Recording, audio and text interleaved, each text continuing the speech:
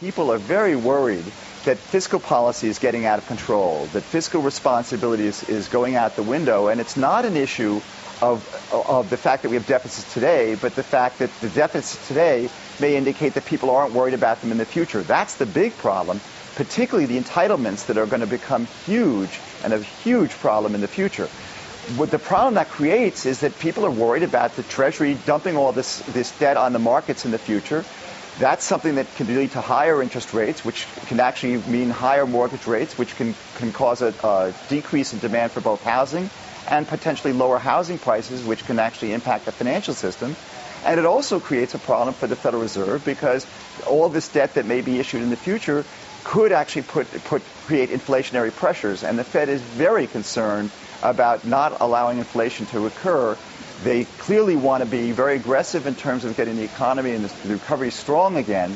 But on the other hand, they cannot take the risk of having inflation get out of control. And the problem here is that the fiscal authorities have to get responsible, and we haven't seen it yet. That's extremely dangerous. And we've already seen, for example, Senate resolutions which talk about having a more monitoring of the Fed's activities in a way that I don't think is appropriate.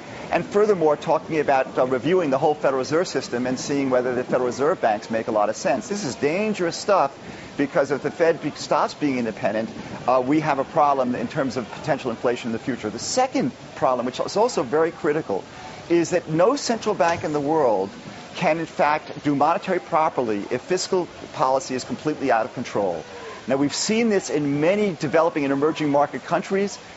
You could have a tough central banker, but if you have the fiscal authorities getting irresponsible, it will blow up, and, in fact, monetary policy can't do its job.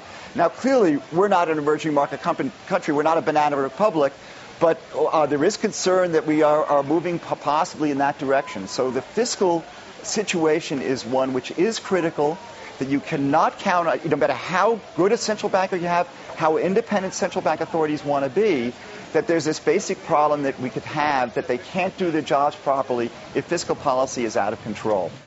It's one of the reasons why mortgage rates are going up, which is not a good thing for the economy.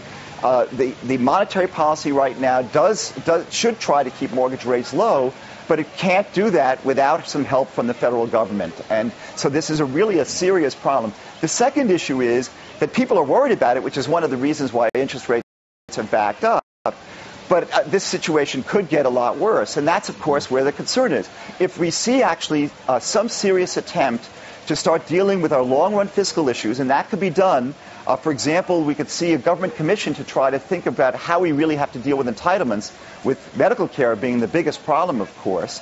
That could actually help stabilize the markets and bring interest rates back down again, which would be very beneficial to the economy. It sounds like you don't think the biggest problem is the Fed's balance sheet. It sounds like, it doesn't sound like, you definitely are putting all the onus on the issue of inflation on the fiscal authority, not on the Fed. But there's an equal and opposite argument that says, you know what, the Fed should be right now raising rates and at least giving a much clearer sense of the exit strategy for the ballooning of its balance sheet. So I think that there is clearly an issue the Fed has to think and talk about its exit strategy.